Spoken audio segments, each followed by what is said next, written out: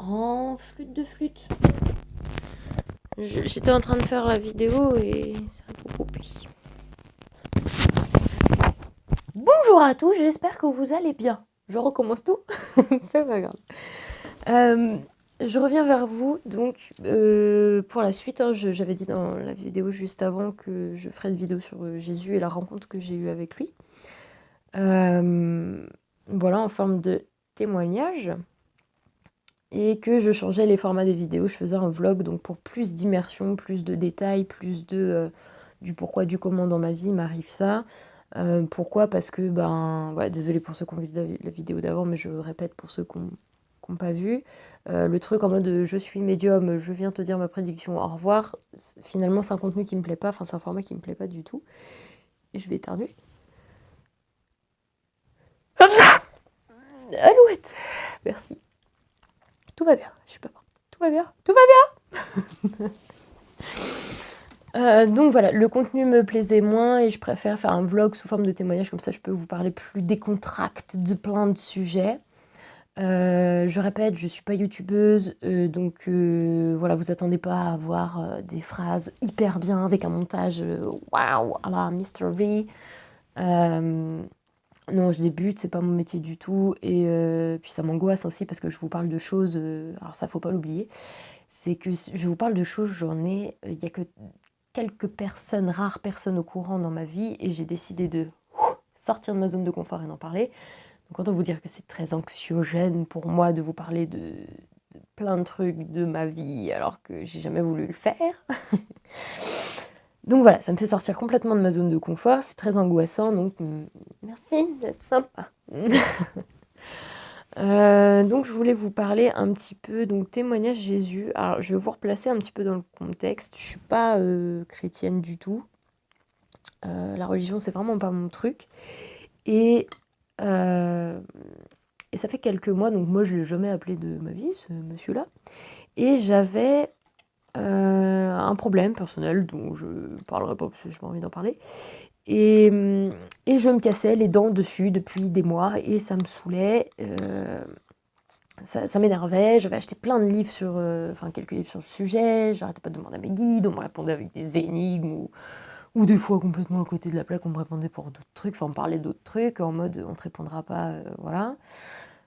Et puis au bout d'un moment, la moutarde commençait à monter et je me suis dit, je vais jamais avoir ma réponse, ça me saoule. Et j'étais arrivée voilà, à un stade où j'arrivais plus à changer mon angle de vue sur les choses, j'avais l'impression que ça y est, tout tournait en boucle et que je voyais plus rien, plus d'autres possibilités. Et je me suis dit un jour, tiens, je sais que Jésus, il a vraiment existé, c'est comme Bouddha. Et si ce monsieur s'est pas réincarné, j'aimerais bien aller l'enquiquiner et lui poser quelques questions. Peut-être qu'il aurait les réponses à mes questions. Et il faut savoir que mon état d'esprit à ce moment-là, franchement, il n'est pas rose. Dans le sens où moi, j'ai jamais vraiment eu une bonne image de Jésus. Depuis toute petite, j'ai toujours trouvé son image de lui crucifié sur une croix hyper glauque. Pour moi, c'est un mini-film d'horreur, ce truc-là. Enfin, enfin, beaucoup de choses qui ont pu être écrites sur lui ou des médiums que j'ai entendu donner des canalisations soi-disant de lui, etc. Machin, je remets pas en question. Hein. Peut-être qu'il parle différemment aux gens ou que peut-être moi je parle pas du tout à Jésus, j'en sais rien. Peut-être que c'est quelqu'un d'autre. Mais en tout cas, moi ça me plaisait pas du tout, ça me faisait froid dans le dos. Je me disais putain, mais on prend les gens pour des chiens. Pour des grosses merdes, ça m'énerve, c'est pas du tout mon état d'esprit, je déteste ça, et, et voilà, et je m'attendais voilà, enfin, j'avais une image plutôt glauque et je m'attendais vraiment à avoir un rapport de force, si c'était vraiment avec lui que je discutais et qu'il me parlait comme les trucs que j'avais pu voir, alors pas tout bien sûr, parce que j'ai vu d'autres choses qui étrangement faisaient un espèce de gros contraste comparé à d'autres trucs. Donc j'ai vu certains témoignages où ouais, ça ressemble beaucoup plus à ce que j'ai vécu, mais ils sont plus rares ces témoignages-là. Et du coup, ouais, je m'attendais à avoir un rapport de force avec lui en mode, voilà, j'ai mon caractère, je me laisse pas faire, et je m'attendais à ce qu'on se bagarouille un peu et que ça se trouve on s'entende absolument pas. Donc, vraiment, c'était un peu mon intuition de départ. Et du coup, je l'appelle une première fois. Bon, il répond pas. Je me suis dit pourquoi il n'avait pas répondu. Il était peut-être occupé. Et quelques jours après, je me dis, bah tiens, je vais réessayer, je vais retenter. Donc ça, c'était il y a quelques mois.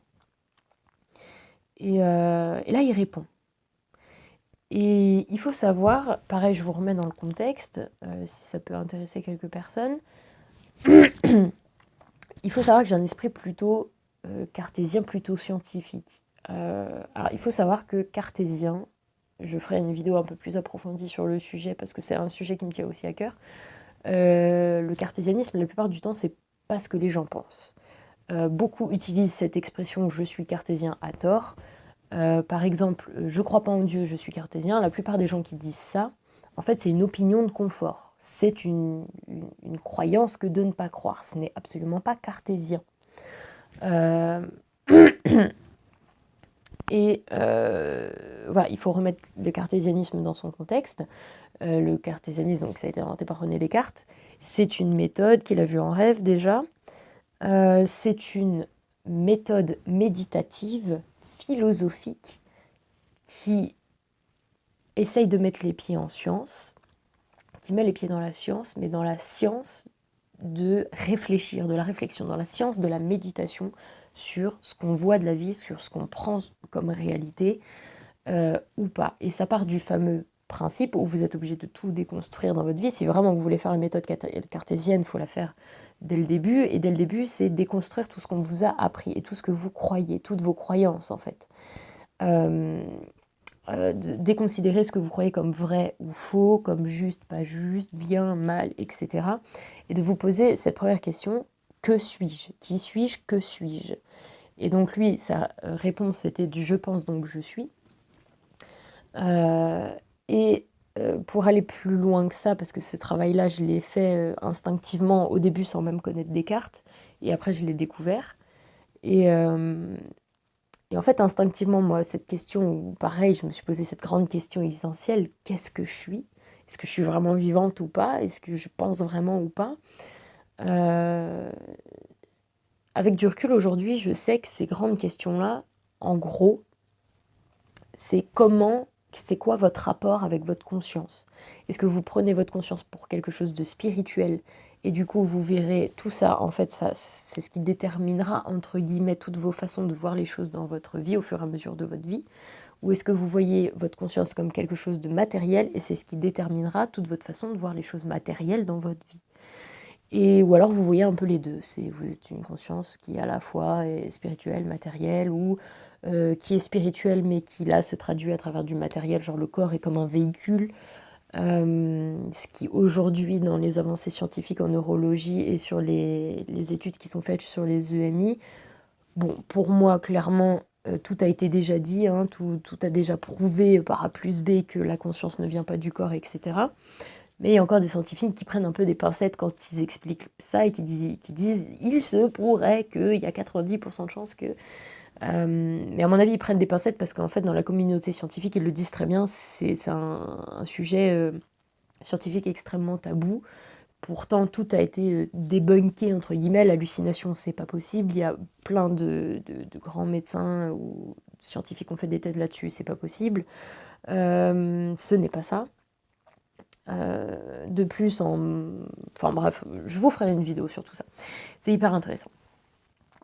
Donc voilà, je suis plutôt cartésienne comme personne. J'ai voulu expliquer les phénomènes paranormaux dans ma vie au début, donc par la psychiatrie, en me disant bah tiens, est-ce que j'aurais pas une maladie? Finalement non. Enfin si j'en ai une, mais elle déclenche pas ça, donc ça n'a rien à voir. Ensuite, je me suis dit, est-ce que ce serait scientifique? Enfin, je veux dire, est-ce qu'on peut expliquer ça scientifiquement? Eh bien, il y a des choses, malheureusement, la science ne l'explique pas. Sauf, bah là, les dernières recherches faites sur les EMI expliquent des phénomènes que j'ai vécus plus petite. Les EMI, etc., les décorporations, tous ces trucs-là. Donc, merci aux scientifiques de le faire, parce que franchement, c'est super cool.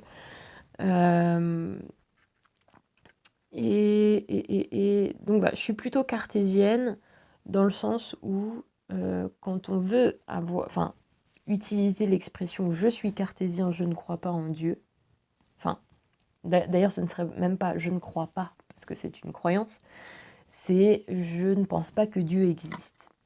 Et pour dire « je ne pense pas que Dieu existe », en utilisant le terme cartésien, ça veut dire qu'il faut travailler tout seul avec ses observations, ses ressentis, ses recherches, faire des expériences et pas juste regarder de vidéos sur YouTube qui parlent de ce sujet-là, ou lire un bouquin, ou voilà, c'est quelque chose d'extrêmement personnel et Descartes y tient beaucoup dans sa méthode. L'avis des autres ne lui sert à rien pour sa construction intérieure, c'est son propre avis. Et il y a beaucoup, beaucoup de chemin avant de se faire un avis sur cette question et beaucoup d'années avant de se faire un avis sur cette question. Moi, la première, ça fait des années que je me pose cette question, est-ce qu'il existe ou pas? Et j'ai pas envie d'avoir de croyance sur le sujet, oui, oui, je crois qu'il existe et non, je ne crois pas qu'il existe. Enfin, je crois pas en lui et je crois en lui. J'en sais pas encore assez et pourtant, je suis médium et pourtant j'étudie la science et pourtant j'ai vécu des phénomènes de ouf. Donc je parlerai dans d'autres vidéos. Non, aujourd'hui, je ne pourrais pas vous dire s'il existe ou pas. Si oui, sous quelle forme, ça ressemble à quoi? Est-ce que c'est comme dans la Bible ou est-ce que ça n'a rien à voir? Est-ce qu'il y en a un? Est-ce qu'il y en a plusieurs? Est-ce que ça se trouve, oui, il a existé, mais il est mort depuis longtemps et d'autres choses ont pris sa place? Enfin, j'en sais rien en fait. Je ne sais pas du tout. Donc là-dessus, je sais pas. Donc ça, voilà, c'est plus une réponse cartésienne. Donc on peut être médium et cartésien. Hein. Il faut savoir que le cartésianisme, c'est je ne sais plus si je l'ai dit, mais une méthode méditative, philosophique, qui veut mettre les pieds dans la science, qui essaye, pour l'époque, hein, il faut regarder l'époque de Descartes quand même, c'est pas aujourd'hui, la science c'était pas la même chose, qui essaye de donner plus de bases solides à la science. Et pour soi, personnellement. Pour soi, en fait. C'est pour éviter de péter les plombs, comme Descartes l'a fait en sortant de l'école. Il y a eu, je sais plus quoi, un truc qui est sorti, ça a remis en question toute la science. Et lui, il a pété les plombs en mode, putain, j'ai passé 7 ans, je crois que c'est 7 ans à l'école à étudier la science, et finalement, tout ce que j'ai appris, c'est de la merde. Ça me casse les couilles, quoi. Grosso modo, hein, vraiment, je vulgarise. Donc voilà, c'est un truc qui est extrêmement personnel, qui est long, c'est beaucoup de travail. C'est pas des réponses qu'on a comme ça. À l'époque de Descartes, si plus, parce que lui, il le dit bien, que dans ce cheminement spirituel et méditatif qu'est sa méthode, comme voilà, on va dire un peu adroitement et un peu caché, il fait comprendre que c'est une méthode qui peut faire un peu désaxer et faire péter les plombs. La sécurité, c'est de ne pas remettre en question sa culture, de ne pas remettre en question son époque, et de pouvoir toujours rester adaptable aux gens et de ne pas complètement se retirer du monde et se mettre en danger, en fait. Et ça, je pense qu'il a complètement raison aussi, qu'il faut des choses de confort quand même dans sa vie. Et voilà, ça évite de perdre pied. Donc voilà. Et à l'époque, on ne remet pas la religion en question. Et pourtant, même si insidieusement, il essaye de faire comprendre qu'il la remet en question, mais il fallait savoir que Descartes était un fichu croyant de ouf, sa race, et que il arrivait même à faire changer de religion des gens, parce qu'apparemment il avait un discours de ouf, de malade. Bref, et avec sa méthode, il arrivait à faire croire en ses propres croyances beaucoup, beaucoup de gens. Il était très doué dans ce qu'il faisait, quoi. Donc, à la base, le cartésianisme n'est pas fait pour débunker Dieu, vraiment loin, pardon, excusez-moi, je rotais, loin de là. Mais je vous ferai une vidéo un peu plus complète sur le sujet. Et puis sur les méthodes, si vous voulez essayer ou pas. Alors, c'est très long, être cartésien, c'est vraiment un truc c'est un truc qui dure des années, c'est un gros travail, ça demande beaucoup d'énergie. Ça demande de refaçonner sa façon de réfléchir, parce que méditation, ça veut dire réfléchir à la base. Et du coup, c'est une discipline, voilà, c'est la discipline de la méditation. Et discipline, ça veut dire apprendre, d'où le terme disciple. Hein. Idriss Aberkan l'explique mieux que moi. Et du coup, donc la discipline de la méditation, c'est apprendre à réfléchir ou réapprendre à réfléchir. Donc ça demande beaucoup de travail.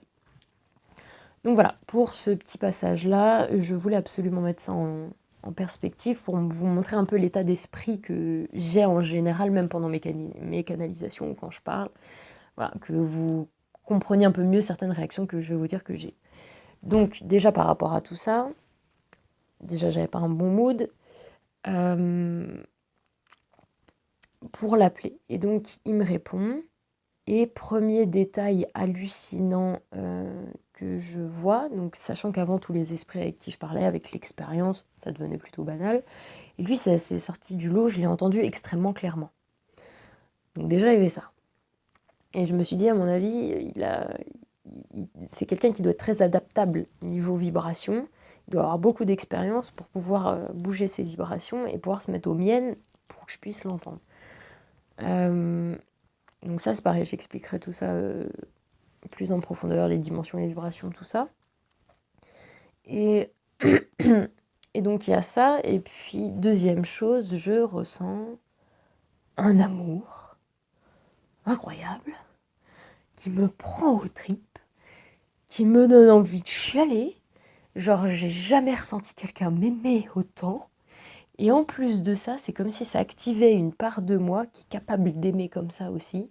Et que d'un coup, je me mettais à l'aimer. Comme un effet miroir ou j'en sais rien. Je me mettais à l'aimer, mais d'un amour de ouf, comme j'ai jamais aimé de ma vie. Et ça m'a complètement perturbée. Alors moi, personnellement, tout de suite, j'ai trouvé ça hyper agréable, limite c'était une drogue. Et quelques minutes après, je me disais, oula, non, en fait, ça me plaît pas du tout.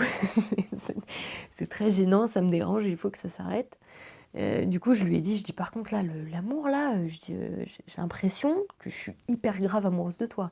T'es un esprit, je peux pas te voir, excuse-moi, mais c'est hyper dérangeant, quoi. Et puis j'ai un copain, je l'aime, donc ça me dérange encore plus. Et je lui dis, ouais, je me sens pas à l'aise avec ça, est-ce que ça peut s'arrêter? Et il m'a dit, je suis désolée, je peux rien faire. C'est comme ça, et t'inquiète pas, de toute façon, tu verras, ça se calmera dans quelques jours. Et en effet, ça s'est calmé au bout de quelques jours. Et maintenant, je peux l'appeler, j'ai plus ce problème. Ça va.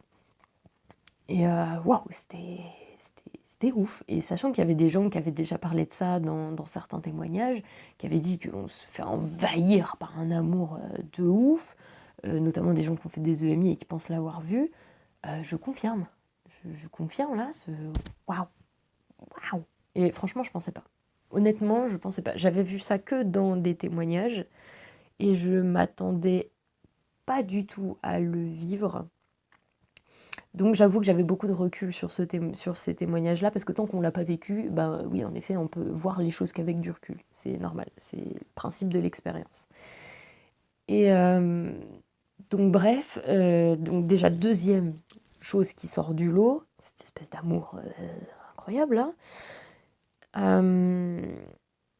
Troisième chose aussi plutôt ouf que j'avais pas trop avec les autres esprits, c'est qu'en gros il me faisait me sentir, et je pense que c'était réciproque, on se renvoyait un peu la balle.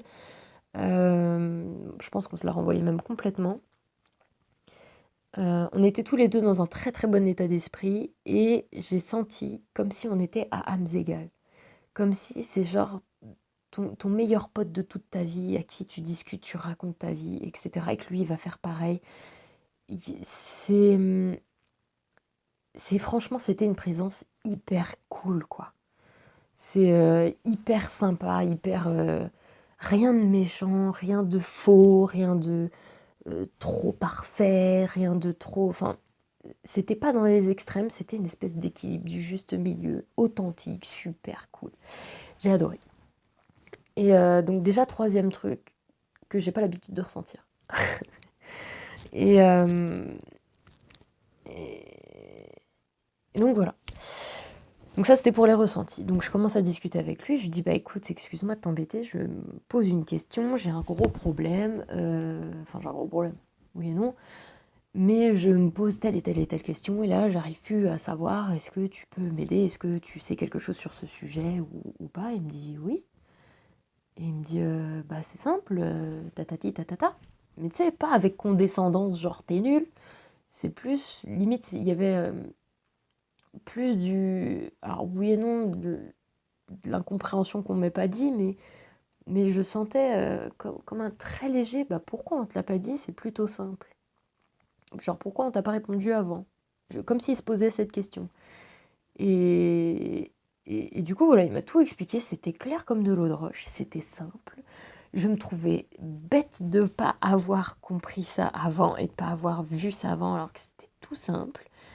Et, et je me suis dit, putain, merci, mais oui, c'est ça, mais carrément, mais oui, en plus c'est logique. Il m'expliquait, c'était très clair, c'était le meilleur prof que j'ai jamais eu de ma vie. Très simple à comprendre. Et là, forcément, je le remercie, je dis, écoute, c'est hyper sympa, merci. C'est très très très gentil. Euh, et je lui dis, excuse-moi, mais tant que je te tiens, sachant que c'est pas tous les jours, euh, est-ce que tu peux me raconter ta vie et tout? Et puis je lui dis, voilà, je vais être honnête avec toi, je pensais pas du tout ressentir ça en te parlant, je pensais pas que t'étais aussi sympa. Tu dégages un truc comme si ça faisait des années que je te connais, genre, t'es, t'es trop mon meilleur pote. Enfin, c'est trop bizarre comme sensation. Et je lui dis ça, et je lui dis, j'avais pas du tout cette image-là de toi, est-ce que tu peux m'expliquer un petit peu ce qui s'est passé dans ta vie? Alors, pareil, hein, bien sûr, témoignage à prendre avec du recul, on sait jamais. C'est peut-être pas vrai, c'est peut-être complètement quelqu'un d'autre qui m'a parlé. On prend du recul. Et du coup, il me dit oui, si tu veux, il n'y a pas de souci, je peux te raconter mon histoire. Donc moi, celle qui m'intéressait, c'était de son vivant, au début. Voilà, je voulais un témoignage qui me sorte un petit peu de la Bible, là. Et il m'expliquait, donc il m'a expliqué son histoire. Il m'a dit, bah voilà, un jour, j'étais jeune et j'ai voulu aller voyager et apprendre de nouvelles choses. Voilà, j'étais férue d'apprentissage, j'ai voulu apprendre de nouvelles choses. Et donc je ne sais pas exactement où il est parti, mais il m'a dit je suis partie très loin et je suis tombée sur des taoïstes et j'ai eu une éducation taoïste. Il m'a dit ça. Ça sort de je sais pas où. Il m'a dit ça. Et il m'a dit attention, taoïste de l'époque, contexte de l'époque, région dans laquelle j'ai trouvé ces gens-là d'époque. D'accord, ok. Il m'a dit donc qu'il y avait beaucoup de méditation, etc., de réflexion. Et il m'a dit j'ai étudié ça pendant des années, pendant plusieurs années. Et à un moment, je suis arrivée à un stade où j'ai voulu rentrer chez moi. Et il se sentait bien, il trouvait que c'était des choses qui pouvaient soulager des souffrances. Que voilà, c'était une espèce de philosophie de vie, entre guillemets, enfin voilà, des méthodes méditatives, etc., les énergies, enfin bref. Qui, en tout cas, il pensait que c'était quelque chose qu'il devait transmettre. Donc voilà. Donc il rentre chez lui et il se dit, voilà, je sais que j'ai un peuple qui souffre beaucoup, enfin je fais partie d'un peuple qui souffre beaucoup, et j'aimerais bien leur expliquer ça. Mais il se passait donc le fameux problème de, à l'époque c'était extrêmement religieux, c'était d'anciennes religions, c'était les mythologies, etc. Euh, il m'a dit, il y avait quand même le contexte hyper ténu un petit peu d'époque. Il m'a dit, même dans mon propre peuple, si j'arrivais et que je disais j'ai eu une culture taoïste, je vous l'ai dit, ils auraient pris ça comme tu fais partie d'une secte et tu leur amènes la secte. Bref, ils auraient refusé un peu ça en bloc. Donc, lui, il s'est dit, ben, dans cette culture-là, en fait, tu peux t'approprier ça, en faire quelque chose de très personnel, c'est même le but d'ailleurs.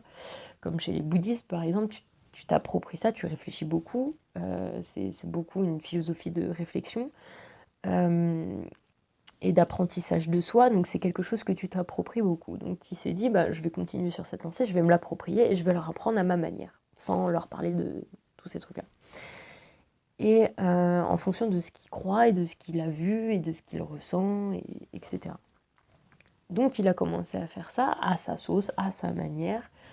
Et il me disait que bah, c'est plutôt bien passé, petit à petit, qu'il forçait personne à y croire, en fait. Il laissait les gens, parce que comme il sait que c'est quelque chose qui est très personnel, il faut que chacun ait le temps, en fait, et qu'il faut imposer rien à personne, et que chacun ait le temps de faire son propre petit chemin dans son cœur, dans sa tête, dans son esprit. Et voilà, il expliquait les bases et en fait, ben, chacun prend le chemin ou le prend pas. Et voilà, c'est extrêmement personnel, c'est un truc où on force personne en fait. Et il disait donc au fur et à mesure du temps, les gens qui voulaient prendre ce chemin et essayer et qui l'expérimentaient aussi eux-mêmes avaient eux aussi genre des souffrances qui partaient, un esprit plus apaisé, des capacités à voir certaines choses, etc. Euh, ça se faisait petit à petit, c'était encore très léger pour l'époque, enfin par rapport à lui, les plusieurs années qu'il a passées. Et donc voilà, ça a commencé à se diffuser, sauf que ben, ça s'est diffusé un peu comme une religion, et monothéiste pour le coup. Euh, et voilà, il me disait en fait que les choses ont commencé à prendre un tournant auquel il s'attendait pas du tout, que c'est un peu comme aujourd'hui, voilà, c'est tant qu'il y a un truc bon, qui fait pas trop de bruit, on s'en fout, les puissants s'en foutent. Et dès qu'il y a un truc qui commence à prendre de l'ampleur, si les puissants, c'est un truc qui peut leur faire perdre leur puissance, ils aiment pas, ils étouffent le truc dans leur, ils dégagent le truc. Enfin, que ce soit à l'époque ou aujourd'hui, c'est un peu toujours pareil, hein. Et, et du coup, bah voilà, en fait, les puissances de cette époque-là ont voulu étouffer ça dans l'œuf. Donc il a commencé à recevoir des menaces de mort, mais pas forcément sur lui, en fait, parce que pour le faire arrêter, pour que lui change son discours, parce qu'il fallait qu'il change son discours, en fait, on menaçait les gens autour de lui, les gens auxquels il tenait. Et un jour, donc, la menace est venue sur la tête de Judas. Et je lui ai dit, ouais, effectivement, est-ce que tu peux me parler de ça? Parce que c'est quoi cette histoire, Judas, c'est un traître et tout, machin, raconte. Et puis, tu sais, genre comme ta meilleure copine raconte. Et puis il me dit, mais j'y viens. Euh, pour le coup, il me disait, Judas, c'était mon meilleur ami. Et donc, du coup, la menace venait de tomber sur sa tête. J'ai pas de dos? Non. Et donc voilà, la menace venait de tomber sur sa tête, sauf que à l'époque, il savait très bien que s'il faisait rien, il allait mourir. C'était une menace qui allait être mise à exécution et trop vite à son goût. Donc, comme il a vu que les menaces se multipliaient, l'ampleur que c'était en train de prendre, il se doutait bien, il avait l'intuition que les choses allaient tourner en autre boudin, que d'une manière ou d'une autre, ça tournera en autre boudin, mais d'une manière, ben, il y avait les gens autour de lui qui mouraient, et de l'autre, certains pouvaient survivre. Donc il avait choisi, certains pourraient survivre. Et c'est là qu'il a dit à Judas, écoute, tu vas les voir et tu vas te racheter une conduite, tu vas te racheter, comment dire, ton image, la confiance qu'ils ont en toi pour pas mourir. Donc tu y vas, tu me dénonces, tu dis où je suis. Euh, Comme ça, ben voilà, vu que à un moment sa tête était mise à prix aussi, ben voilà, il le voulait lui. Parce qu'il y avait des gens qui s'indignaient et qui en avaient un peu marre du chantage qu'il voulait lui. Et donc, voilà, si j'ai bien compris, donc Judas au début n'était pas d'accord. Sauf que Jésus a eu les arguments, il m'a dit voilà, j'ai eu les arguments, je lui ai fait comprendre, je lui ai parlé avec mon cœur, c'était comme ça, il l'a compris. Il y est allé, donc ça a enlevé l'épée Damoclès qu'il avait au-dessus de la tête à Judas. Et au moins il a pu sauver son meilleur ami et certaines autres personnes qui l'aimaient. Euh, donc voilà, d'une certaine manière, c'était un sacrifice, oui et non, parce qu'il savait que de toute façon il allait y passer. Mais c'était un peu plus tôt que prévu, on va dire, pour pouvoir sauver les gens qu'il aimait. Donc il m'a montré ça. Donc après, il s'est passé tout ce qui s'est passé, la crucifixion, etc. Donc ça là-dessus, je ne pense pas qu'il avait quelque chose à dire. Après, je sais pas, faudrait que je lui demande, parce qu'il répondait souvent en fonction de mes questions. Et, euh, et à un moment, je lui pose la question, je lui dis, mais ce truc de ton corps qui a disparu de ton tombeau, c'est quoi? Qu'est-ce qui s'est passé? Genre, il s'est passé un truc céleste et tout. Et puis, et puis il m'a dit, non, pas du tout. Euh, il m'a dit à l'époque, comme j'étais taoïste, j'avais une vision de la vie et de ce que devait devenir mon corps très précise et bien particulière. Il m'a dit, moi j'avais la philosophie que mon corps devait servir, donc retourner à la nature, pas être mis dans une boîte comme un trésor qu'on essaye de cacher. Il disait, moi j'étais pas du tout d'accord avec ça, donc j'avais fait promettre à Marie, je crois que c'est Marie, il m'a montré une femme et je crois que j'ai entendu Marie, il m'a dit, j'ai fait promettre à Marie qu'elle viendrait chercher mon corps et qu'elle le jetterait à la mer. Et il m'a dit, logiquement, elle l'a fait. Elle est venue chercher mon corps et elle m'a jeté à la mer. Et j'ai vu donc le souvenir qu'il en avait, donc de haut, parce qu'il était déjà mort, donc il était spectateur de la scène, d'une femme qui jette un corps par-dessus une falaise à la mer. Et, et il me dit, à partir de là, vu que c'était ma dernière volonté, donc c'est ce que moi je choisis faire de mon corps, à partir du moment où ma dernière volonté est faite, mon corps ne m'appartient plus, ce qui lui arrive ne me regarde plus. Donc il m'a expliqué ça et il m'a dit, après ce qui s'est passé avec mon corps, je ne sais pas ce qui s'est passé.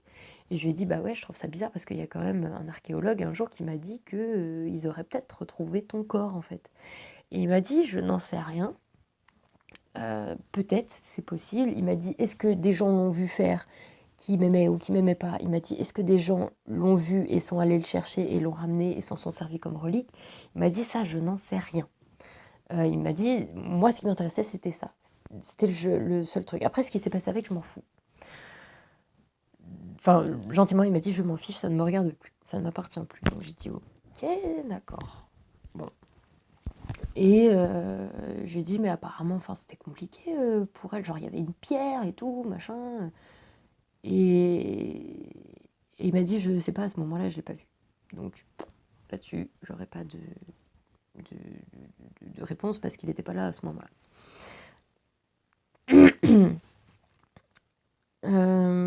Donc voilà, après je lui ai dit oui c'est pareil, apparemment genre tu t'es réincarné et tout, machin, genre limite solide, les gens pouvaient te toucher et tout, enfin je crois. Et puis il m'a dit oui en fait le phénomène c'est que, alors si ça vous intéresse, il faut savoir qu'aujourd'hui il y a ce qu'on appelle les médiums physiques. Les médiums physiques ils sont très très très très rares dans le monde, je crois qu'il n'y en a que quelques-uns. C'est des médiums qui ont la particularité de vomir de l'ectoplasme. Et d'avoir d'autres phénomènes physiques sur eux. C'est extrêmement rare et à une époque, il y avait ce qu'on appelle l'ASPR. L'ASPR, c'est la Society for Physical Research et ça a été créé par Mark Twain, je crois, avec plein d'autres gens. Et dedans, il y avait Pierre et Marie Curie et des grands scientifiques. Et en fait, c'était une association donc, de scientifiques, de grands scientifiques et de médiums. Et ça avait pour but, donc, déjà de débusquer les charlatans, et de deux, si les médiums étaient de vrais médiums et qu'il se passait des vrais phénomènes, d'étudier ces fameux phénomènes paranormaux. Et donc à l'époque, il y avait des médiums physiques, c'est ce qui les a le plus étonnés parce que c'était le truc le plus concret qu'ils pouvaient voir. Et les médiums physiques donc, qui vomissaient, donc c'était sous contrôle d'huissiers, de scientifiques, à chaque fois qu'ils faisaient des séances.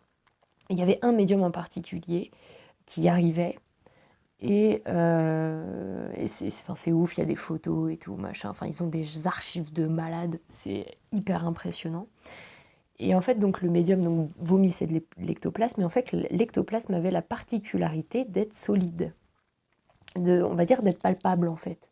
Et le plus souvent, ce qui apparaissait, alors c'est ce qu'on voit le plus dans les archives, c'est des mains.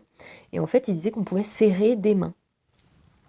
Et donc ils ont demandé à ces mains en fait de se mettre dans du plâtre pour pouvoir faire des moules de leurs mains, pour pouvoir garder une trace quand même.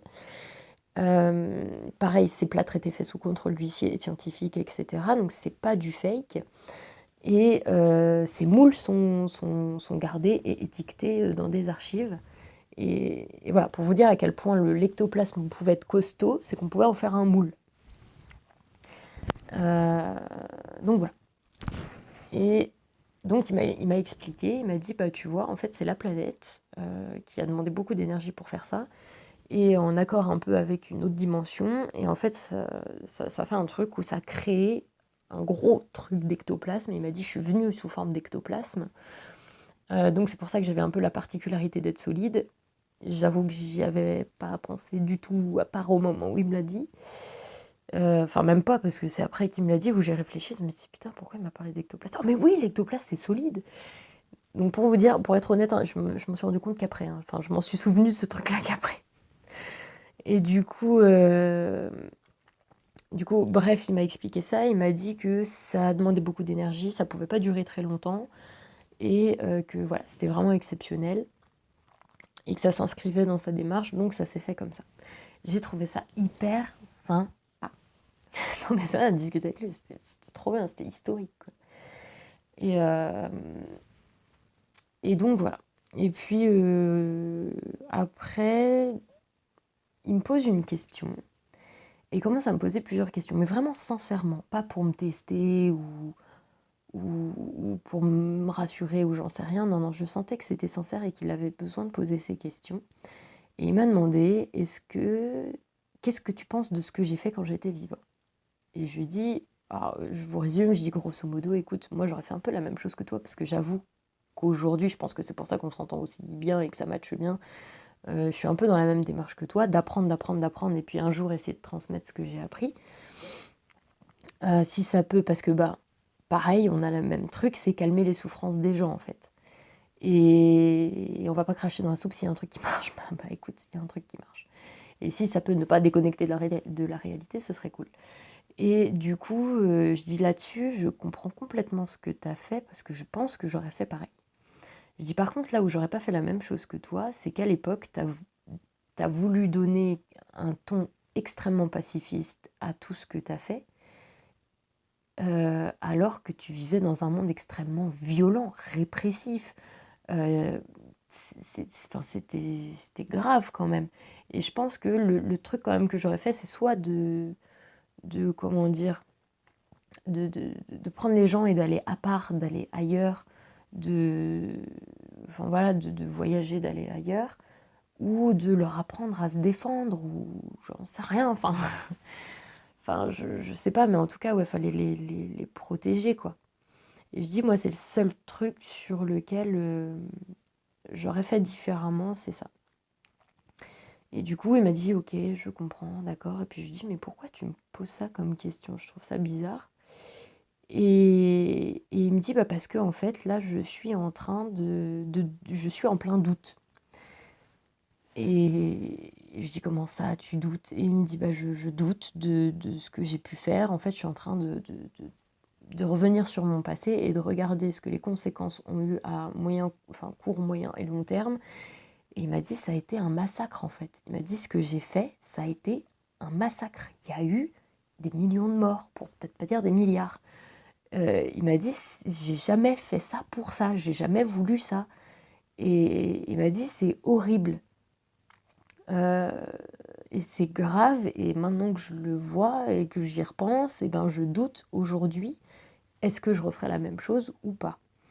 Et je lui ai dit, ton doute, il est complètement légitime. Et là, j'ai fait le lien avec le fait que tout évolue, que ce soit ici ou là-haut, tout est en train d'évoluer avec le fameux phénomène que je vous expliquais, où on est en train de compiler un peu nos souvenirs, on se reprend tout notre passé dans la tronche, on est obligé de refaire des bilans de tout ce qui s'est passé, on prend du recul et on regarde si les choses ont bien fonctionné ou pas dans notre vie.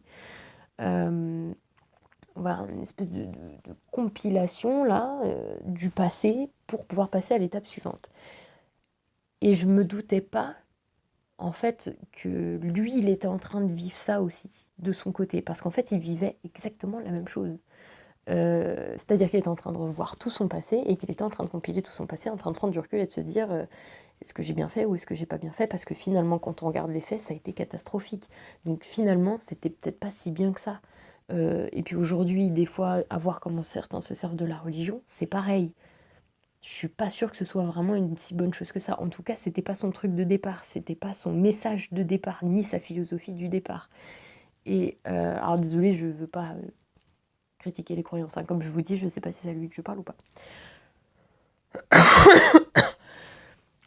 Donc bref, il m'explique ça et il me dit je ne sais pas. Je sais pas, je suis en doute, je suis en train de réfléchir à tout mon passé, à tout ce qui s'est passé. Et je suis plutôt triste, enfin plutôt triste. Oui et non, parce qu'il m'a dit qu'il ressent pas les émotions de la même manière, mais qu'en gros il doute sur ce qu'il doit faire après. Et il m'a expliqué que là, en ce moment, donc il m'a confirmé les visions que j'avais, etc. sur la suite. Il m'a dit oui, je suis vraiment désolée, mais c'est ce qui a le plus de chances de se passer.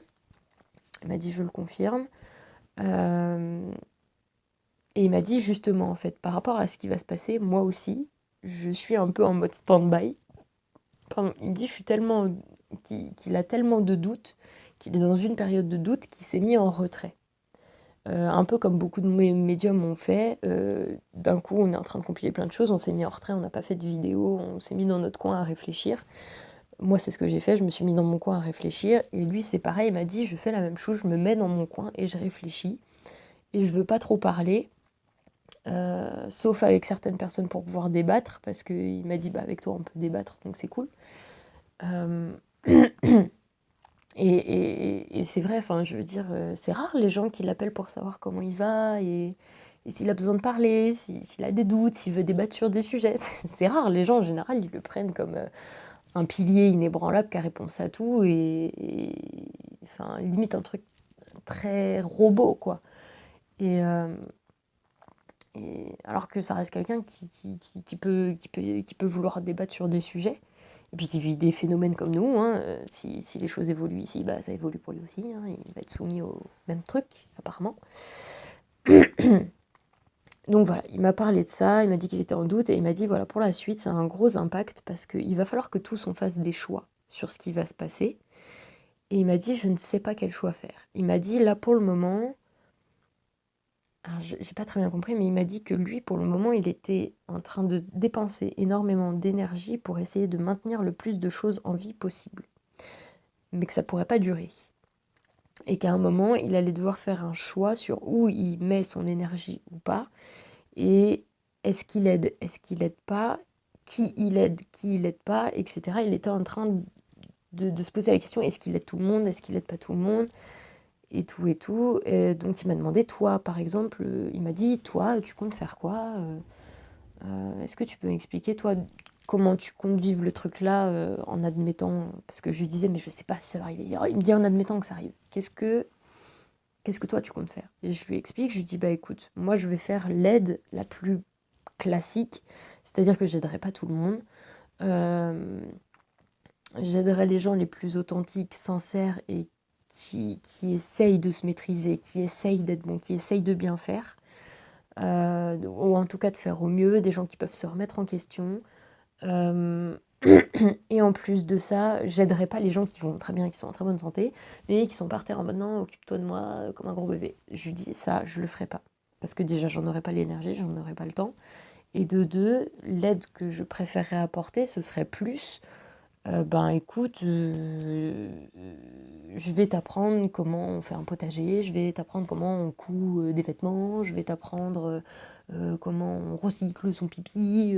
Enfin voilà, en fait des choses de transmission de savoir qui l'aidera à devenir indépendant et à s'en sortir dans sa vie.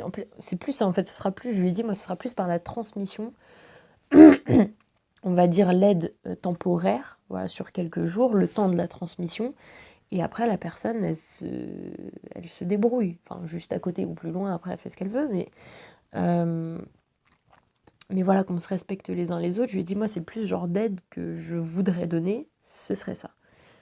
Et comme en plus, on m'a montré plein de choses sur les enfants, que vu qu'il y aurait beaucoup d'adultes qui mourront et enfin, beaucoup moins d'enfants, en fait, il resterait beaucoup d'enfants. Et que enfin, les enfants, ils tomberont sur des gens qu'il ne faut pas qu'ils tombent sur ces gens-là. Et que malheureusement, il y a des enfants qui vivront des trucs vraiment moches. Du coup, enfin, ça, on me l'a montré aussi. Alors, je ne l'ai pas dit dans l'autre canalisation parce que je trouvais que ça faisait déjà assez de mauvaises nouvelles. Mais il y avait ça en plus. Il y avait ça en plus, il y avait les enfants. Et du coup, on me montrait qu'il faudrait faire quelque chose. Donc, moi, personnellement, j'ai fait le choix que si ça arrive et qu'en effet, il y a beaucoup d'enfants, j'essaierai de faire quelque chose. Je pourrais pas rester là. Enfin, moi, les enfants, c'est ma kryptonite, hein. C'est hors de question. On les touche pas, on leur fait pas de mal. Et on leur offre à tous leur chance, en fait. Donc, sachant qu'en plus, on récupérait des enfants tristes, traumatisés. Donc, voilà. Bref, petite fin de parenthèse par rapport à ça. Et puis, je lui dis, bah écoute, moi, je vais essayer de faire ci, je vais essayer de faire ça. Je sais pas si j'y arriverai. Je pense que j'aurai peut-être besoin de ton aide pour y arriver, ou de l'aide d'autres personnes. Enfin, à mon avis, toute seule, ça va être extrêmement compliqué et ça va très vite me dépasser. Donc, faut que je rencontre des gens qui soient dans le même mood, euh, voilà, à faire ça, à faire les choses bien, à faire les choses calmement, des choses constructives, savoir se protéger aussi, etc. Enfin, voilà. Et, Donc bref, voilà, c'était mon point de vue sur la question. Et puis, il trouvait ça très intéressant comme point de vue. Il me disait qu'il continuait à douter et que, même à un moment, il m'a dit une phrase plutôt forte. Il m'a dit: «Je commence sérieusement à douter de qui je vais aider». Il m'a dit: plus je vois ce que peuvent être les humains, parce que du coup, c'est un peu comme s'il avait fait un zoom dessus. Il m'a dit: comment je vois comment peuvent être certains humains. Il- je sais plus comment il a dit ça. Genre, je veux pas aider ces suppôts de satin ou j'en sais rien. Enfin, je lui ai dit: c'est un peu dur quand même comme mot. Il m'a dit: c'est une expression, désolé, c'est pour que tu comprennes, mais en gros, des gens vraiment atroces, crades, des gens qui font des trucs de ouf, de cinglés, les meurtres, les viols, la pédophilie, les sacrifices, voilà, enfin, l'égoïsme limite extrême, et encore, l'égoïsme, c'est pas vraiment quelque chose de grave en soi. Enfin, après, je sais pas comment il voit les choses, mais je voyais qu'il me montrait des gens, genre des monstres, quoi. Et il m'a dit, après, avec le temps, il m'a fait comprendre que ces gens-là, il voudrait plus les aider. Il voudrait pas. Avant, il aidait tout le monde. Maintenant, il choisit, il fait des choix. Et ces gens-là, il voudrait pas. Voilà. Donc voilà, beaucoup de doutes, etc. Alors, je vous rassure, aujourd'hui, apparemment, les doutes commencent sérieusement à s'estomper et ça va mieux. Alors, il n'était pas en dépression, parce que moi, je lui ai dit: voilà, tu doutes, mais t'es en dépression. Il m'a dit: mais non, ça se passe pas comme ça pour nous là-haut. Il m'a dit: c'est des doutes, point barre. Que c'était un peu. Voilà, c'est juste des doutes. Et donc, il y avait ça. Puis, qu'est-ce qui s'est passé d'autre? Donc, on parlait de ça. Oui, après, enfin voilà, il est super sympa.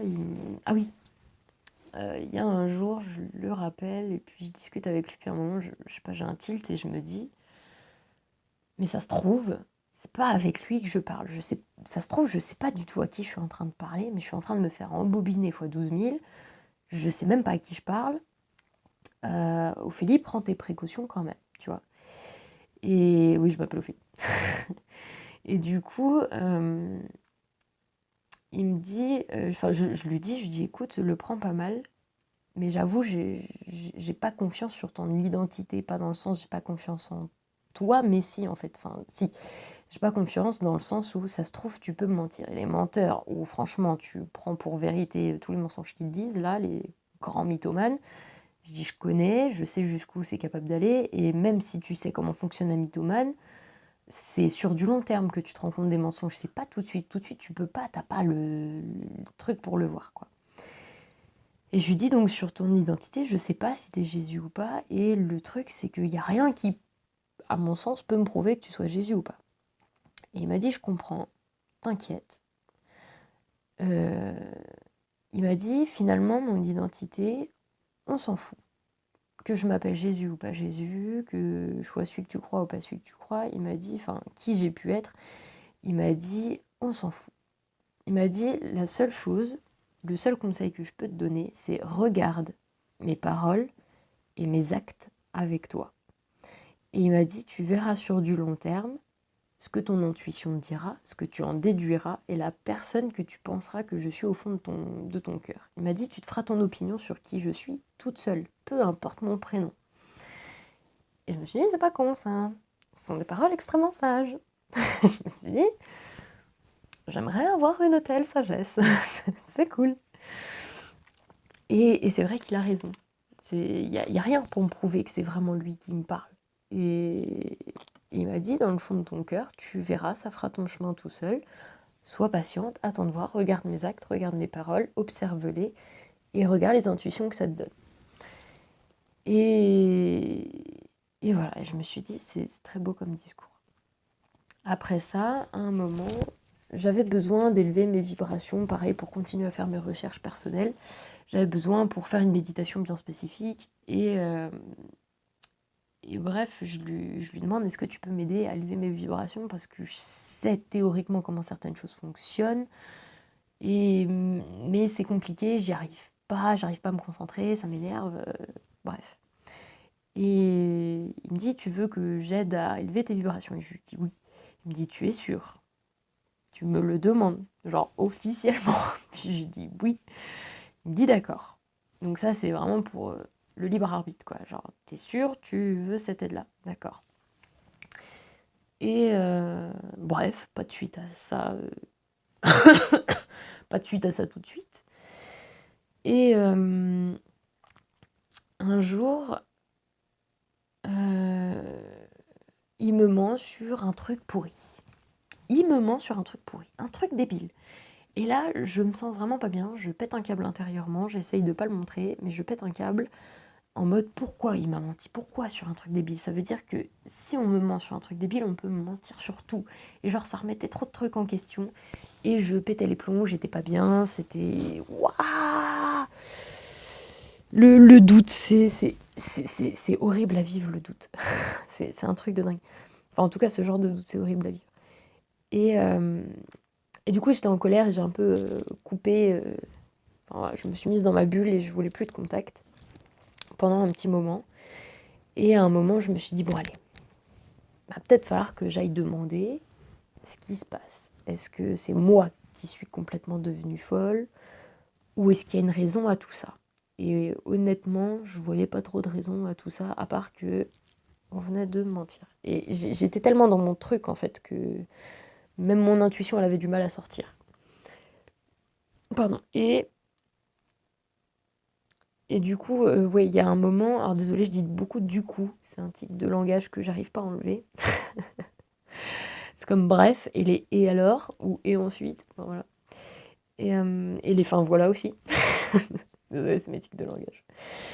Ça va passer. Et il me dit, non, c'est pas lui qui me dit, j'appelle et il me répond pas. Et du coup, c'est une autre de mes guides qui me répond. Et je lui demande, est-ce que tu peux m'expliquer ce qui vient de se passer? J'aimerais comprendre, je suis en colère, j'aimerais comprendre. Et elle me répond, si tu veux, je peux aller le sermonner et le réprimander pour qu'il s'excuse solennellement, genre à tes pieds ou un truc comme ça. Et puis je me dis, oh là là, ça va pas la tête, genre tout le monde a pété un câble ici, ça va pas la tête. Et puis je dis, mais pas du tout, c'est parce que j'ai demandé, mais jamais de la vie, c'est un manque de respect, je suis pas comme ça, n'importe quoi, non, je veux juste comprendre. Et elle me dit, bonne réponse. Et je lui dis, comment ça, bonne réponse? Et elle me dit, c'était un test. Et voilà, c'est un petit tip, c'était un test, ah bon?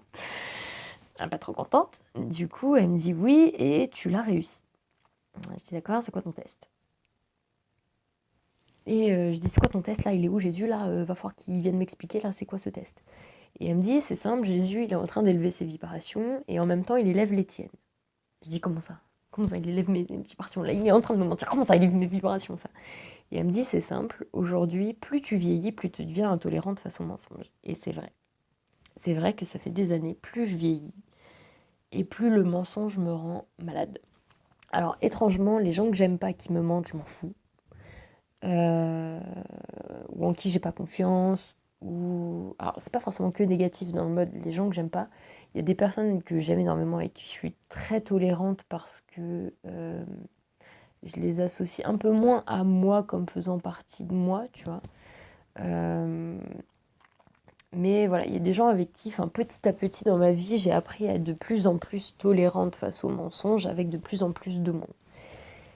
Mais d'un autre côté, il y a certaines catégories de personnes où ça a été l'inverse. En fait, toutes les gens en qui j'ai le plus confiance, je suis devenue hyper intolérante face aux mensonges. Et je déteste qu'on me mente, je préfère largement qu'on me dise la vérité plutôt qu'on me mente. Je réagis clairement pas de la même manière. Et pour le coup, donc là, elle m'explique ça, elle me dit... Là, tu as un problème, un de tes plus gros problèmes du moment, c'est ton intolérance face aux mensonges. Parce que ça va beaucoup trop loin, c'est trop extrême. Et c'est de pire en pire en vieillissant. Et le problème, c'est que tu pourrais perdre des gens que tu aimes pour des conneries. Et conneries, j'avais bien compris que moi, je prenais son mensonge pour une connerie. Et du coup, elle m'a remis le même terme, elle m'a dit: «Tu pourrais perdre des gens pour des conneries». Et beh oui, et là, genre, je me suis pris une leçon de vie, grandeur nature, là, et je me suis dit: «Oui, mais ouais, oui, oui, elle a raison». Et du coup, je dis: «Mais pourquoi il a fait ça?» Et elle me dit: «Bah, c'est simple, c'est comme ça que tu peux voir les choses, en fait, c'est par l'expérience». Et elle m'a dit: C'est ça le début de ton expérience, et c'est ça qui va déclencher, en fait, ta conscience par rapport à ça, ta prise de conscience sur ce phénomène-là, c'était ça». Et en effet, j'avoue que si il avait pas fait ça, j'en aurais pas pris conscience tout de suite, en tout cas. Ça aurait peut-être mis beaucoup plus de temps, ou ça aurait été beaucoup plus compliqué, ou il aurait fallu faire mentir, mes sœurs, ou enfin voilà. Et et du coup, elle me dit: «Attention, cette, réussite, c'est du cristal, elle peut très vite se briser». Et je me dis: «Oui, je me doute bien, OK, d'accord». Et la nuit même, je fais un cauchemar où il y a ma petite sœur qui, en fait, est en couple depuis genre 10 ans avec mon copain, et qu'en fait, c'est eux le vrai couple et que moi, je suis la maîtresse, et genre, je suis... Enfin, ce cauchemar était horrible. Et genre, j'en voulais pas trop à mon copain, parce que ça, c'est pareil, c'est des cauchemars que j'avais déjà fait, que j'avais déjà réussi, en fait, où j'étais très tolérante, et moi, je m'en vais et il fait sa vie. Et celui-là, pas du tout, il n'est pas passé. J'ai pété un plomb contre ma sœur, et je l'engueulais, et enfin... Waouh. Et quand je me suis réveillée, j'ai capté, la première chose que je me suis dit, c'est: j'ai complètement foiré le test. Mais complètement. Et je le sais. J'ai complètement foiré. Et donc forcément, on m'a pris... alors, il faut savoir que ma petite sœur, c'est un ange. Elle m'a jamais fait de mal de ma vie. Elle est adorable comme tout. Et, et j'ai rien contre elle. Donc on m'a pris ma petite sœur, en qui j'ai hyper méga confiance de cinglé, avec qui j'ai une très bonne relation assez fusionnelle. Et donc on m'a pris ma petite sœur, on m'a pris mon mec, on m'a mis la pire des situations. Et on m'a mis le plus gros mensonge, quoi. Puis un bien costaud, genre 10 ans, tu sais. Enfin, un truc limite qui sort de je sais pas où, là. Euh, et en plus, c'était une connerie, parce que c'est pas vrai, c'était qu'un cauchemar, c'est pas vrai. C'était un cauchemar, donc c'était une connerie. Et même face au fait que c'était une connerie parce que c'était un cauchemar, j'ai pété les plombs. Donc voilà, et on m'a encore plus fait comprendre profondément ce concept grâce au cauchemar. Et que j'ai compris que j'avais complètement foiré. Et là, je me suis dit, en fait, j'ai vu l'étendue du truc, parce que quand je me suis réveillée, genre mon copain, je l'ai regardé, je fais: toi là, j'ai fait un cauchemar là, c'était la merde. Et, et lui, ça le faisait rigoler. Bref. Et non, mais en vrai, j'ai vu l'étendue du problème que j'avais. Et c'est vrai que j'ai ce problème-là avec le mensonge. Et du coup, il faut que je le résolve. Et du coup, il m'a fait comprendre. Après, il est venu me reparler. Euh, il m'a présenté ses excuses. Il m'a dit: je suis vraiment enfin, il m'a dit: excuse-moi pour ce qui s'est passé. Je dis: non, non, t'inquiète, franchement, t'avais complètement raison. T'as mis le doigt sur un truc qui fait hyper mal. C'est peut-être le pire des choses dans ma vie. En plus, j'avais pas du tout cette vision-là des choses. Moi, je pensais que, certes, je me doutais que c'était extrême un peu. Je dis: mais moi, je voyais que le bon pour moi, en fait, parce que ça me protège, donc je voyais que le bon pour moi. Et je lui ai dit: là, tu viens de me montrer le mauvais côté pour moi de ce truc-là, et en même temps aussi pour les autres. Et je dis: ça, par contre, je le voyais pas du tout. Et, et il m'a dit: bah voilà, ça bloque, en fait, tes vibrations, donc si tu veux les augmenter, il faut que tu règles ce problème-là. Et je me suis dit: waouh, bah là, il y a du taf, hein. Parce que, vu l'ampleur du problème, c'est pas un truc qui va se régler comme ça en claquant des doigts, hein. Je fais beaucoup de méditation dessus, j'essaye d'y réfléchir, de changer ma vision des choses par rapport à ça, de prendre conscience des choses et tout. Enfin, c'est un grand voyage, quoi.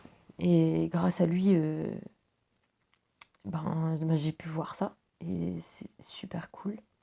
Alors ça pique, hein, c'est clair que ça pique, mais moi j'ai pas de problème avec le fait de me remettre en question, bien au contraire, quand c'est justifié, etc. Machin, et puis que voilà, les choses se sont extrêmement bien déroulées. Enfin, je veux dire, là, ça sert à rien d'être têtu et de dire non. Là, je serais dans le déni, je serais complètement bête. Il a mis le doigt dessus, donc voilà. Et donc voilà, extrêmement gentil. Et après, il m'a dit, en gros, il m'a fait comprendre, t'inquiète pas, maintenant, ça, c'est terminé. Et il m'a expliqué, il m'a dit, tu vois le mensonge, même avec tes guides, etc. Parce qu'il y avait une de mes guides qui avait essayé de me l'expliquer. Et que je lui avais répondu que j'étais absolument pas d'accord face au mensonge. Et elle m'avait expliqué, elle m'avait dit, écoute, il y a des choses pour lesquelles les mensonges, c'est nécessaire. Et je lui ai dit, je ne suis pas d'accord. Et, euh, et elle m'a dit, tu verras lesquelles. Et là, j'ai vu que le mensonge qu'on m'avait fait, en fait, c'était pour m'aider à comprendre que j'avais un problème avec le mensonge. Et, euh, et que des fois, je pouvais me mettre en colère pour des conneries. Et du coup, voilà, on m'a dit, tu réévalues un peu les choses, parce que certes, voilà, le mensonge, on est bien d'accord, c'est chiant, mais il faut pas tomber dans les extrêmes non plus. Il faut réussir à s'équilibrer là-dessus, il faut réussir à trouver les, les- les mensonges nécessaires, comme celui-ci, il était complètement justifié, parce qu'il m'a complètement aidé, il m'a ouvert les yeux. Euh, donc voilà, là, il a été extrêmement constructif, ça a été un mensonge extrêmement constructif. Et même si je vous avouerai que pour moi, ça doit être extrêmement rare les mensonges constructifs, euh, mais voilà, je trouve que pour moi, faire un mensonge, c'est enfermer quelqu'un dans une prison, une cage dorée, qu'on lui colle au-dessus de la tête, on lui ment, et c'est pas pour lui, c'est pas pour protéger les autres qu'on le fait, c'est pour sa gueule, c'est pour son intérêt, c'est pour se protéger soi, c'est pour son petit confort, etc. Donc, et je les confonds pas avec enfin, ce qu'on appelle les mensonges de confort, c'est les mensonges genre tu vas bien? Oui, ça va, alors qu'en fait ça va pas. Enfin, voilà, c'est des petits mensonges comme ça anodins qu'on fait, mais euh, c'est des mensonges de politesse, des mensonges de confort. Et donc ça, ces mensonges-là, je les comprends, il n'y a pas de souci. Genre embellir les histoires, mettre de la dentelle autour, c'est pareil, je le comprends. Mais les gros mensonges, dire à un enfant que le Père Noël il existe, ça par contre je comprends pas par exemple. Moi personnellement petite, je l'ai extrêmement mal vécu ce mensonge et ça a été le premier mensonge que j'ai extrêmement mal vécu. Il y en a plein d'autres des mensonges que j'ai extrêmement mal vécu, sachant que j'étais une gamine hyper curieuse, je voulais savoir la vie, je voulais comprendre la vie, je voulais qu'on me dise des choses que les gens considéraient comme réelles, pas des gens, enfin pas des choses qu'on me disait, les gens savaient très bien que ça n'existait pas, mais ils me le disaient quand même. Non, j'étais pas con, petite, je comprenais très vite les choses et en plus je le prenais au pied de la lettre. Et ça me saoulait parce que du coup j'ai grandi avec des infos qu'on m'a données complètement de travers ou qui n'existaient pas, des grosses conneries que j'ai pris au pied de la lettre et plus tard quand tu les ressors plus grand on te prend pour un gros débile, mais désolé j'ai appris ça comme ça quoi.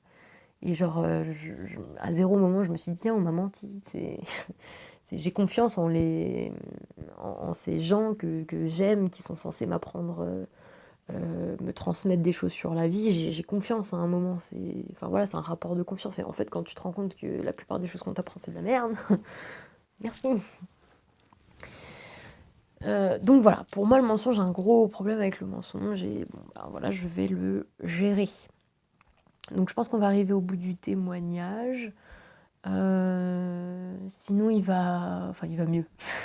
Non, il n'allait pas bien, enfin, il n'allait pas bien, mais niveau doute, apparemment, ça s'est calmé, etc. Euh, mm, mm, mm. Et voilà, je pense honnêtement que si c'est bien à lui que je parle, ben écoutez, c'est un mec, mais qui est d'une douceur et en même temps d'un aplomb, d'une force. Il est gentil, il est vrai, euh, il dégage quelque chose de très agréable. euh, il, il se prend pas pour de la merde, il se prend pas pour le roi du monde, il se prend pas pour le plus intelligent. C'est vraiment à âmes égales, on sent vraiment que il a son expérience et qu'il est prêt à te la partager pour enrichir les tiennes, mais gratuitement et avec tout son cœur. Et que tes expériences aussi, tu peux lui transmettre, ça l'enrichit aussi. Et que, genre, il a de la gratitude pour ça. Tu ressens, j'ai ressenti la gratitude qu'il avait sur le fait que je lui donnais mes points de vue. J'essayais de lui dire quand il avait des doutes, je lui disais, bah écoute, Si jamais tu tournes mal parce que tu fais des choix qui peuvent peut-être avoir de mauvaises conséquences ou que à un moment tu expérimentes peut-être un peu plus en profondeur le mal, parce que je pense qu'on est un peu tous obligés de passer par là si on veut expérimenter la vie. Le mal, on le comprend quand on est dedans. Je lui ai dit peut-être que tu n'as jamais été dedans et qu'un jour tu iras dedans, j'en sais rien.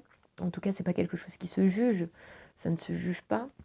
Et je lui ai dit, écoute, si jamais ça devait tourner à quelque chose d'un peu plus fréquence basse, je dis, je te jugerai pas et je serai quand même là, il n'y a pas de problème. Et je ressentais en fait sa gratitude en mode, mais c'est genre, il avait beaucoup de gratitude de parler avec quelqu'un qui lui disait ça, qui échangeait son expérience avec lui, qui le jugeait pas, franchement, c'est à ressentir, c'est hyper impressionnant. Très très très impressionnant. Sachant que c'est un rapport de connexion, d'émotion, qu'avec les humains, c'est très léger, c'est très différent. Souvent, c'est pas très palpable parce que les gens veulent garder leurs émotions, ils veulent pas. Et te montrer en plus des émotions qui, des fois, sont complètement fausses, que ce soit de la haine, mais parce qu'on te manipule, de la colère, mais parce qu'on te manipule, de la tristesse, mais parce qu'on te manipule, tu vois. Des vraies émotions authentiques, tu vois, être vulnérable. Et je ressens que ces émotions sont authentiques, vulnérables et fortes à la fois, en mode... et je ne sais pas comment vous le dire, mais je le ressens comme ça. En tout cas, c'était hyper intéressant de discuter avec lui. Enfin, c'est toujours intéressant parce que je continue toujours à discuter avec lui. Et enfin... alors, c'est pas tous les jours, hein, c'est de temps en temps, on va se parler une petite heure, soit en écriture automatique, soit en méditation, soit les deux. Voilà, on fait des recherches, on essaye d'avancer ensemble, on essaie de comprendre les phénomènes ensemble.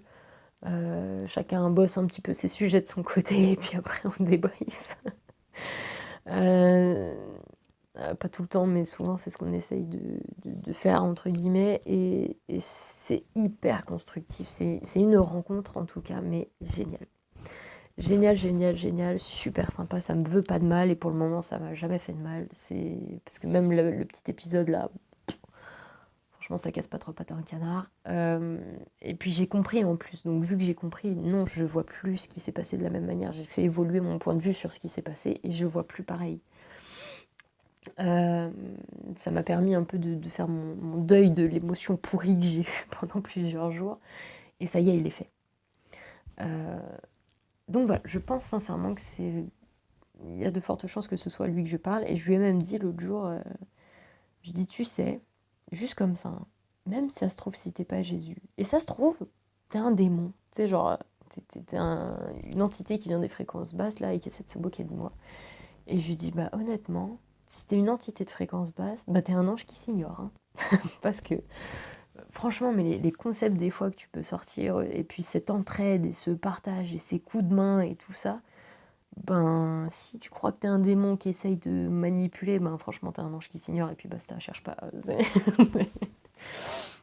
Et du coup, je l'ai senti intérieurement, genre faire un petit sourire et me dire merci, c'est beau. C'est beau ce que tu dis. Je dis ouais, non, franchement, honnêtement, ouais, t'as raison. T'as raison, c'est mon intuition qui fait tout et je trouve que t'es quelqu'un de bien. Donc, puis c'est même très impressionnant à quel point. Donc voilà, si jamais... Alors au début, il voulait pas que je vous témoigne de ces choses-là, il avait ses raisons, il voulait pas. Et, et puis en débattant, etc., en voyant certaines vidéos sur internet, etc., il les a regardées avec moi, il s'est dit ouais, en fait, il n'y a pas de souci, tu peux témoigner, je comprends ta démarche, il n'y a pas de problème.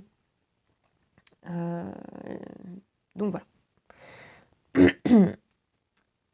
Ça, c'était la petite parenthèse.